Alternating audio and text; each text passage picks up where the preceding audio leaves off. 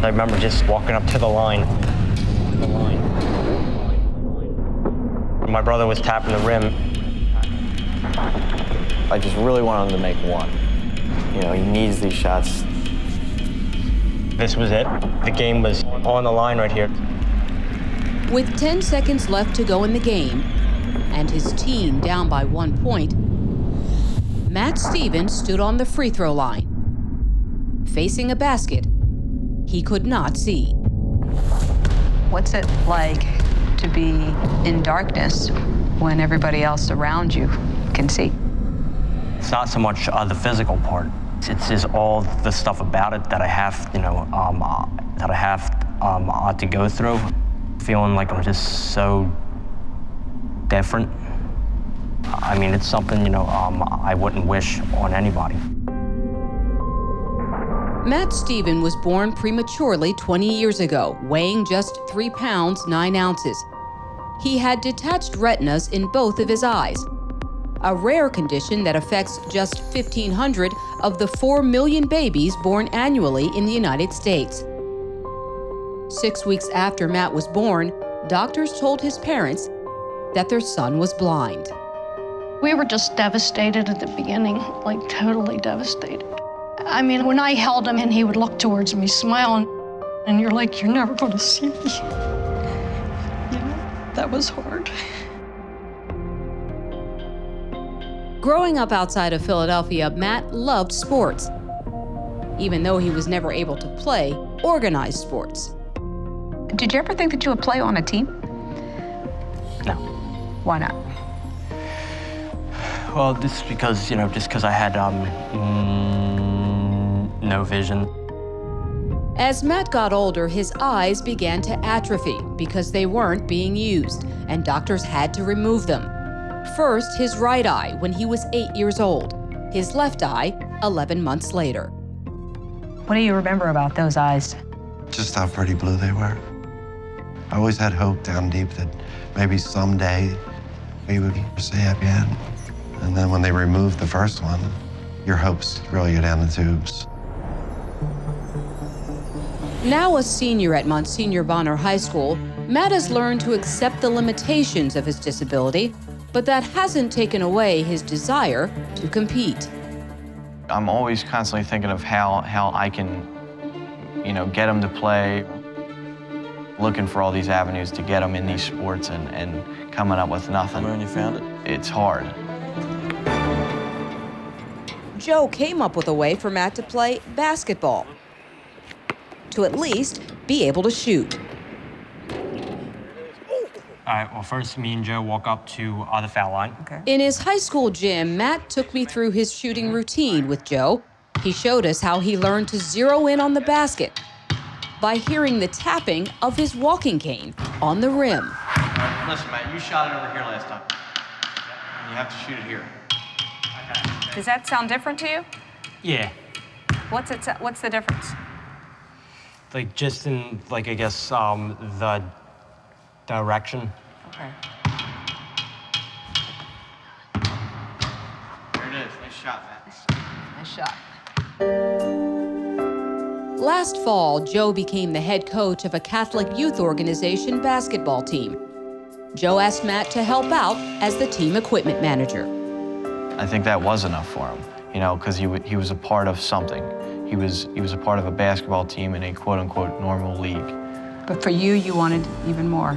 I did. I always want more for him. And this past February, during a tournament, Joe came up with a way to get Matt even more involved. I asked, if it would be okay if Matt would shoot the foul shots. Joe asked all of his players, the referees, and the opposing coaches and players if Matt could shoot all of his team's free throws. And he got one consistent answer. To give a person, even with a disability, a chance to have that kind of enjoyment, I was all for it. I don't think anyone had a problem with it. All my teammates probably thought he wouldn't have made anything just because he's blind. In the first game of the tournament, Matt went 4 for 8 from the line, but the following night, he missed his first 6 attempts. He'd put it up and I'd be like, oh, it's not even close, you know? Come on, man. I was just feeling like I couldn't, make any points. With the game winding down and Matt's team down by 1, star player Ryan Halley slashed down the lane and was fouled with 10 seconds left. Initially, I started going towards the line because I wasn't sure what we were going to do yet. The first thing I thought it was, okay, Ryan's our best foul shooter. We'll at least tie this game up. And then it hit me, should Matt shoot or not? Everyone on the team wanted Matt to shoot because we let him shoot before that, and we should still support him when the game's on the line. I thought he deserved the chance to be a hero. I think I said to my husband, they're bringing him in. I just started tapping the rim. When he was ready to shoot, he just, dribbled a couple times. I'm like, well, he's 0 for 6 now, so I was a wreck. With his mom, Joan, recording on the Stephen family home video camera, Matt banked the first shot in to tie the game at 60.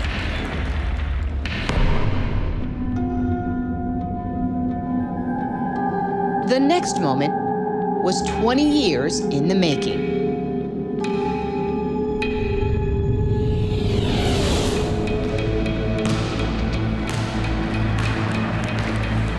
I just waited again until it got quiet. I took the second one.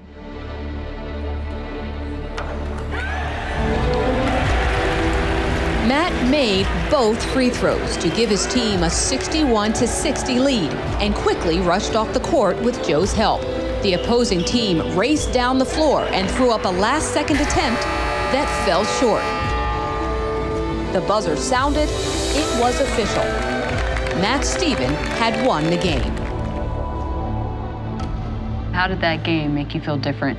Just feeling like I was just like another member of other team.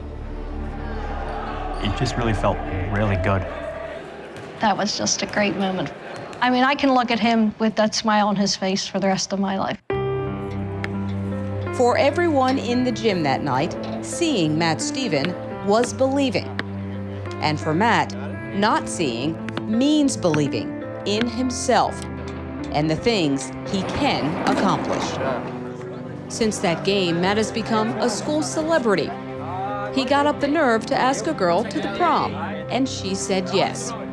He even has a new nickname. Hey, Shooter, what's up, man? What's up, man? Hi, how you doing? When someone says, hey, Shooter, what do you think about? Just making those 2 shots, and just winning the game. I guess I just learned, that a lot of people do have really good sportsmanship. You have to give everybody a chance. He just has so much talent. I just want him to showcase it. And when he shot his foul shots, obviously that was a skill that, I think the world should see.